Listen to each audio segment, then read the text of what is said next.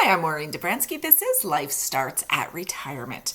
The last 4 weeks I spent chatting with retirees or those wanting to retire in their 50s, 60s, 70s, and 80s. And it was incredible. If you haven't seen them, I'll link the different ones in the comments.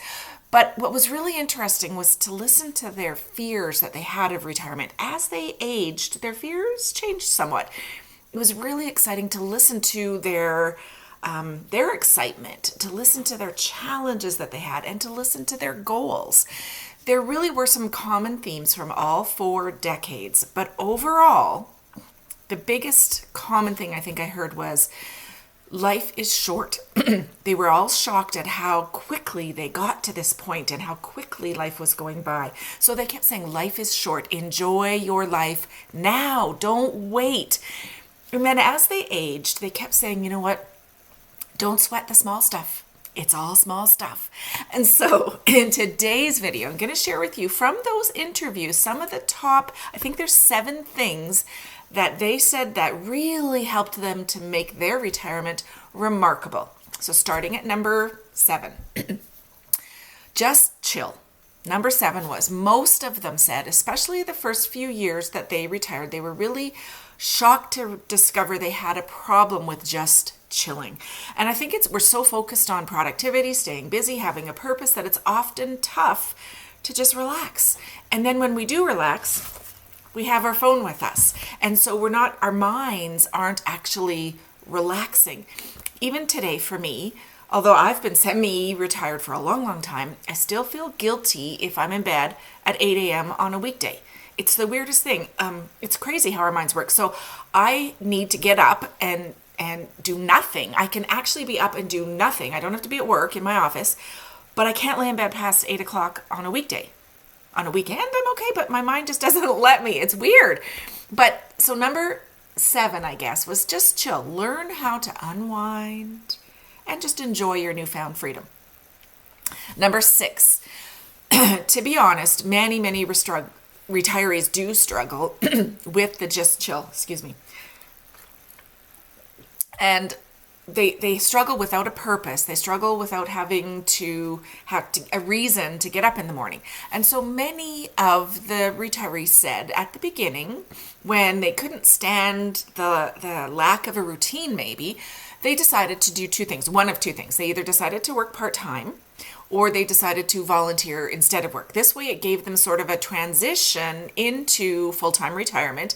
It gave them a reason to get up in the morning. It gave them a reason to, a purpose. So if you're struggling with this, think about maybe a part-time job or maybe volunteering somewhere. It's just perfect. Whatever works for you, works for you. Don't let anyone else tell you different. There are so many opportunities online working or online even volunteering that you don't have to be tied down. So if that's one of your fears is I don't want to be in one city, don't worry about it. There's a ton of opportunities online.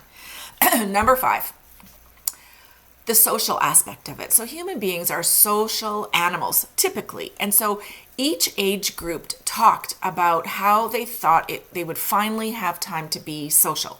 Whether they wanted people all around all the time, and there are some people that really want to be with other people, or you just want to maybe go for a walk or call up a friend for a glass of wine a few days a week or once a week. It's completely up to you. Again, no right or wrong. It's all up to you. But there are so many different ways to meet people.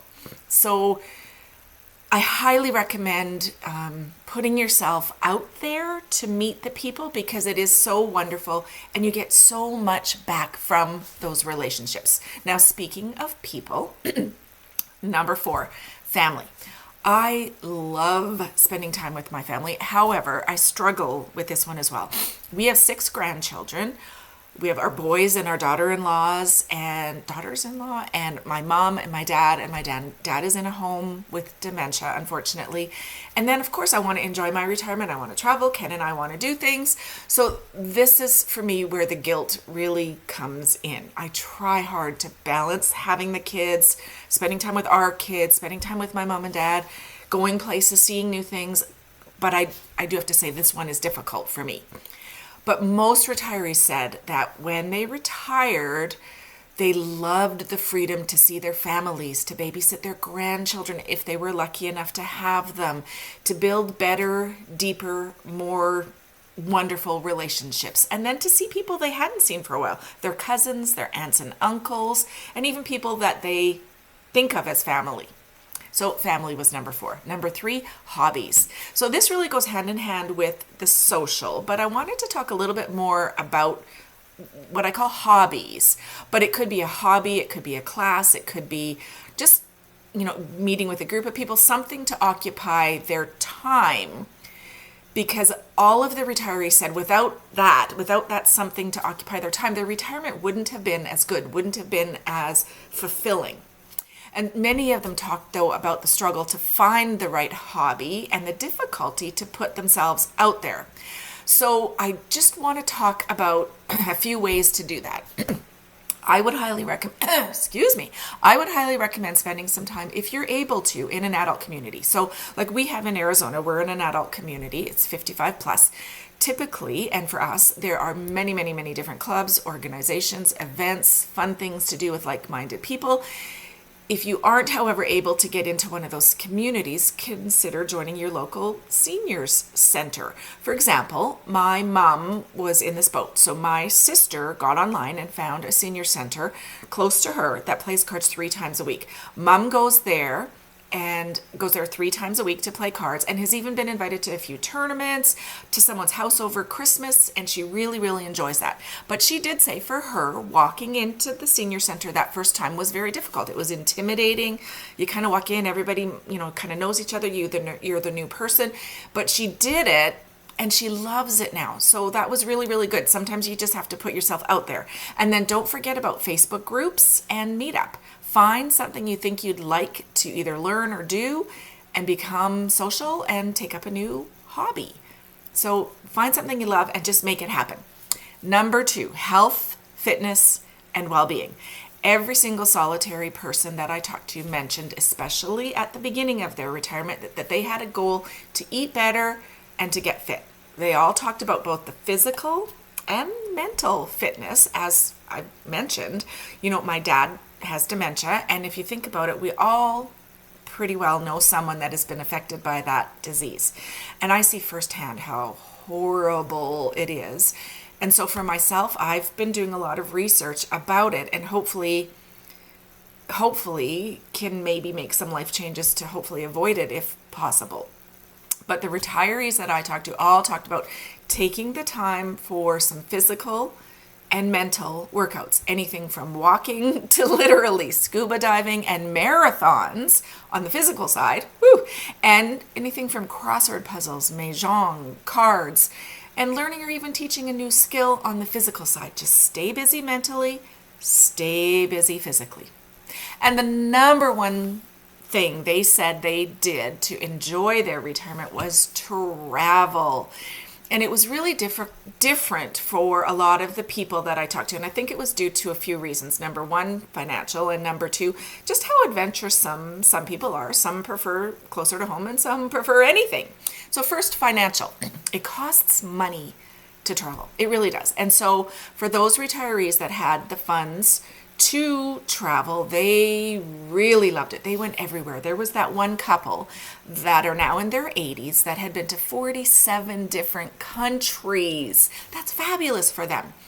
And then for those that didn't have the same amount of funds, it seems as though they still managed to explore and to have adventures, maybe not 47 countries, but they would save up and go on a vacation. They would do things closer to home. So they said that they found maybe museums or local places to explore. They learned how to save money. They booked on the off season. They had points. They talked about that one couple even did a home swap where I think it's homeswap.com, something like that, where they let a couple live in their home for a month, and they went to, I think it was Spain or Italy, and lived in their home for a month. So it really didn't cost them anything to stay there, a way to save money and still travel. But travel was the number one way that all of these retirees said they enjoyed their retirement. And as they aged, they all said they wish they had done more. within their means, of course. So those were the top 7 tips that retirees in their 50s, 60s, 70s, and 80s shared with me. But once again, the overwhelming theme was that life is short. Enjoy it while you can, and don't sweat the small stuff, and it's all small stuff. Now, I'd love to hear from you of how you enjoy your retirement. What are some things we can learn from you?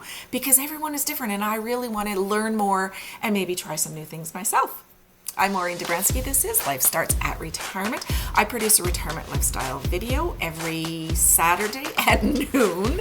And please consider subscribing and consider joining our Facebook group. It's really growing. Facebook.com/group/Life Starts at Retirement.